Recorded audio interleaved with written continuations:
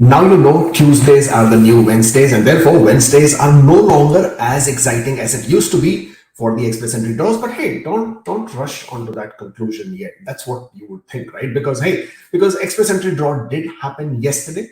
It got us all excited as usual, but the draw was a meh, to be very honest. Only 2,000 invitations were issued, which basically bumped up the CRS score to 517, which you will agree, I will agree, and I'm sure everybody else who is following express entry draws will agree that it was a pretty high score, to be very honest. What does that mean? What are they trying to do? Let's talk about the express entry draw, which I should have done yesterday, but I couldn't do it. But let's talk about that draw, and after that, I'll talk to you about what the updates are in terms of the category-based draws, because we are expecting a few for sure. Very quickly jumping onto the IRCC website, the round of invitations. As I scroll down, it happened yesterday, August the 1st, 2023. This was series 259, or the number 259 in the draw express entry series. Program specified, which basically means it included all express entry programs, which is Canadian Experience Class, Federal Skilled Worker, and Federal Skilled Trade categories. The number of invitations issued were 2,000. And as you already know, the score was 507. This is no longer a breaking news kind of a thing, but this is just to recap what happened. The tie-breaking rule applied to June 30th, 2023. So any profile with a score of 517, which was created after this date and time at 11:45 UTC, then that profile was not included in the draw. Scroll down, and this is where it becomes very, very interesting, because this is where we get a glimpse of what's happening, what's going on. But before should I go with that? No, let's start. 601 to 1,200, there were 1,308 people, or candidates, or profiles, whatever you want to call that. Now, the draws that IRCC is now conducting, which are all program draws, seem to be that they have connection to the nominations. So IRCC is covering up all the people who have received the nominations, plus a few more. That was exactly what was seen in the previous rounds as well, where if I just jump to that one, where did we go with that link? Previous draws, yeah. In this previous rounds of draws, that was 517, which was yesterday, and then there was another no program specified, 700 invitations with a score of 511. There, at that point of time, there were roughly 350 to 370 people who had nominations. So they pretty much covered the nominations plus a few more. Same thing happened with the following draw, which happened the following week. On the 11th of July, 800 invitations were issued. The score went down to 505. But these 800 were primarily meant to cover all the nominations. So people who have received the 600 points through the express entry linked PNP program, these were the ones who got it. Similarly, IRCC has again, okay, my screen hasn't refreshed. There you go. Again, with 1,308, they have covered the nominations because they are obligated to give ITAs to everybody who receives a nomination in the express entry linked stream. And then they have covered a few more. So they've given a little bit more invitations. The number of people between 501 to 600 is 2,019. That is, to be very honest, not a very big number, because I'm sure you all remember, we have seen some very serious numbers there. So with 2,000 profiles adding up, considering that there's been a gap in the previous draw, I wouldn't say it's a very big addition. As I said, we have seen much larger numbers there. But that again, that tells you that if IRCC continues to issuing only small draw sizes, then this is not really going to get cleared out that quickly. By them issuing 2,000 invitations, that basically means they have cleared only 700, approximately 700 out of these 2,000, which leaves another 1,300 in this pool of 501. We are not even going to go to the 490s, which is 2,286. And hell, man, 481 to 490 is 6,236. That is now a bigger number now that you are looking at with the number of invitations. I mean, I'm sure if you're following this channel, if you're watching my videos, you already know I've been talking about this for quite some time, that IRCC obviously has a limit on the number of invitations they can issue. It's not an endless number that they have. It's not like a bank that they have and they keep issuing out invitations. It's not going to happen. The number will always be limited. The number has to be limited because these numbers are connected to the immigration quota. But when we talk about the immigration quota, what usually happens is that for this year, which is the year of 2023, the immigration is 82,880 people, which is for the federal high skilled. Plus, if you add another 35,000, even if you push it a bit higher, say 40,000 people who are getting the nominations for the express entry and PNP linked, even then the number is about 120,000, roughly, give or take. I mean, we do not know the exact number, right? We will never know that. So this 120,000 plus odd people, in my opinion, this has pretty much been covered by the number of invitations that have already been issued in this year. So from here on, the number of invitations that are being issued for the remainder of the year are going to be towards the quota of 2024. When they issue the ITAs for the quota of 2024, you have to also keep in mind that that would also be that when they go on to the next year, when they go on to the year of 2024, they still have the whole year ahead of them, and they have to also balance out the number of quotas versus the invitations for the remainder of this year and also for the early part of next year. Only then will the numbers be balanced out. Regardless, invitations are always linked to the quotas. The quotas are limited, and therefore the invitations are also limited. Therefore, don't go about expecting big draw sizes. It can happen. I mean, I'll be the first one to say that IRCC is extremely inconsistent or unpredictable in that matter. And there can certainly be a draw where they can come out with a big draw size. They've done it before. You know it, I know it. I mean, they issued 21,000 invitations in a span of 2 weeks where they made draws of 7,000, 7,000, 7,000 each, by which the scores came down to 481. Had they not conducted those draws with the big sizes, big numbers, and consistently following back-to-back draws, you would have never seen a score of 481 because the number of people in the pool was just so many, right? But will they do it again? I don't think so. But again, I obviously have been wrong before. I can be wrong again. And that's only because the number of invitations are limited and we are fast. You know, we are already in the month of August. We are already looking at about only 5 months more remaining. And therefore, that doesn't give me a lot of expectation in number of ITAs. Now, in addition to that, and this is what we're talking about, the general draws, right? We're talking about the number of invitations IRCC can issue for the general draw, for the regular draw. Another reason why I also don't think that they will be issuing big ticket sizes or big numbers here is because they've already introduced the category-based draws. Now, with the category-based draws, they obviously have quotas as well. We don't know the numbers yet. They haven't made that public. That information will probably become public when they table a parliamentary report early next year.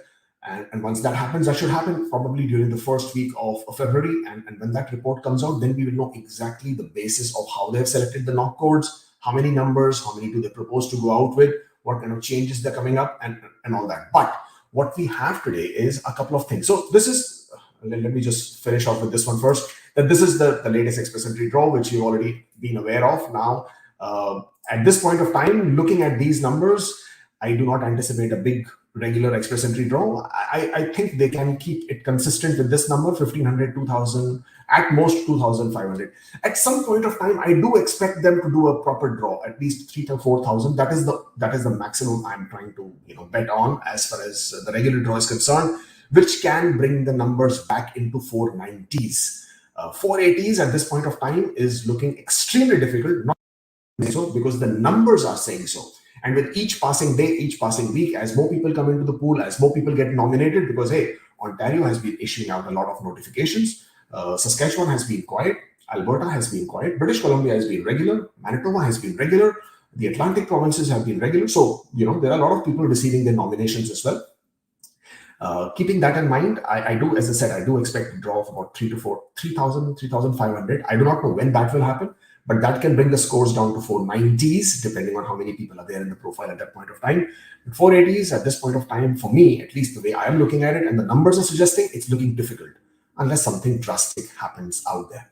But let's switch gears and talk about the category-based draws and the update there. Now, IRCC yesterday, or rather our new immigration minister, Mark Miller, has released a press release which came out and said that on 31st of May, Sean Fraser had announced the category-based draws. Okay, so that is something which you already know. And today, which was yesterday, on the 1st of August, Mark Miller, the new immigration minister, has announced that the first trades round for category-based selection will open this week.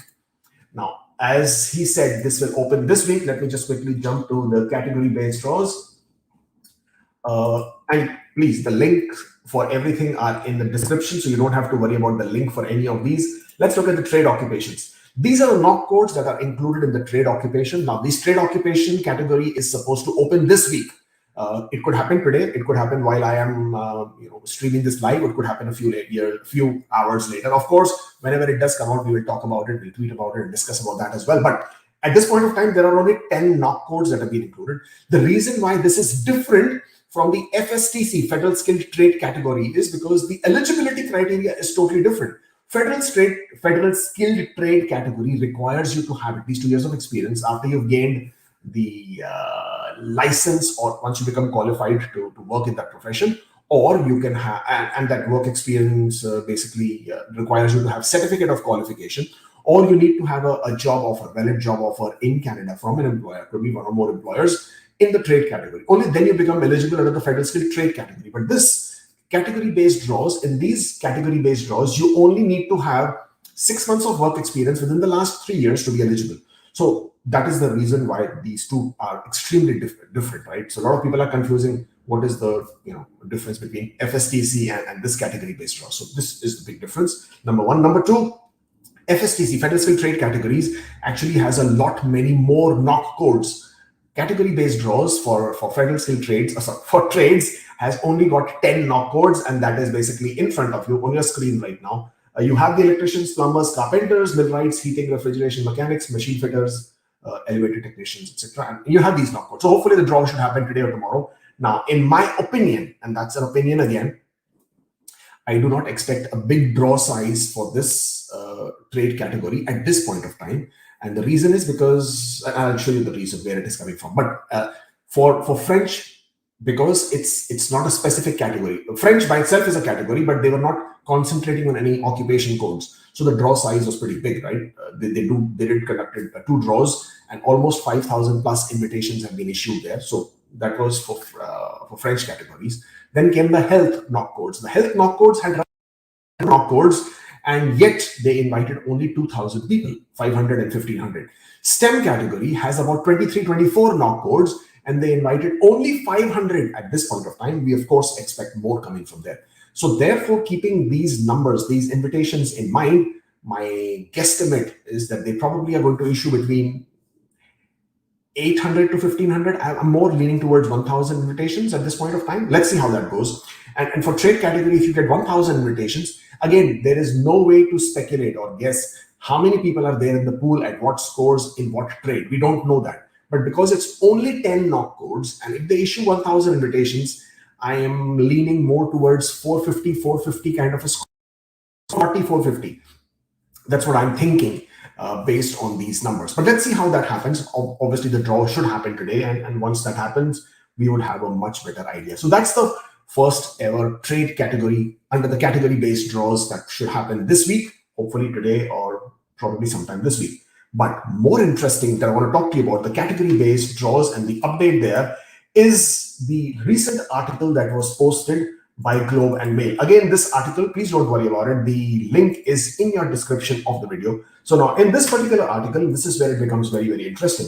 As you will read this article and it sort of includes a lot of information, what it says is that realistically, we need to leverage that will kick into 2023 to do targeted draws. This is what Sean Fraser said last year in November. From there on, he has indicated, or rather, federal government has put considerable more emphasis on recruitment of STEM workers. And this is where some numbers become available to us. Between 28% to 31% of PR invitations that are issued in Express Entry system this year will go to people with recent experience in certain STEM jobs, such as data scientists and software developers. Now, it doesn't mean that other STEM categories will not be included. This is just an example. So please do not get hung up on only data scientists and software developers. That is just an example. So they're talking about that 31%, approximately 31% of all the invitations, not category-based invitations, all the invitations that are being issued, 31% of that are going to go towards the people who have recent experience in STEM jobs. Now, as we go to the next paragraph, it says, this easily exceeds the target range for candidates with French language proficiency, where the target is only 11 to 15%. Now, I know I've said 14% earlier, but this is where it becomes more clear, 11 to 15%. And for those with experience in specific occupation within healthcare, 9 to 12% for healthcare. Trade category is only 3 to 4%, only 3 to 4%. This is one of the reasons why I said about 800 to 1500 invitations probably is what I'm looking for. And similarly, transportation and agriculture also only 1 to 2% each, which then gives you much better clarity that STEM category knock codes and the category-based draws on the STEM codes should continue. There could possibly be another draw this week, next week. I do not know when the draw would be, but definitely looking forward to that draw happening.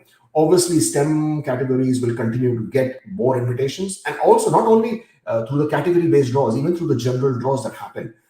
As long as the STEM occupations are being invited, they will contribute to this number. This is one thing which you need to take in mind. Of course, there was this 10,000 H1B applications, which is also within the STEM categories. There's one more small paragraph that I wanted to talk to you about, and that is,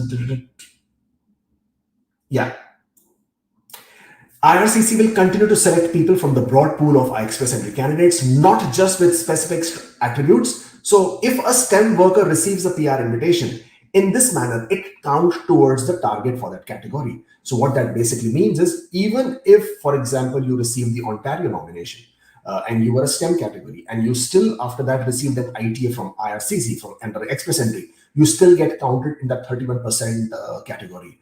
If you get invited into the category-based draws, you will still get counted into the 31%. If you get invited directly in Express entry under the general occupation and the general category draw, you will still count under the 31% category, under the 31% quota for the category.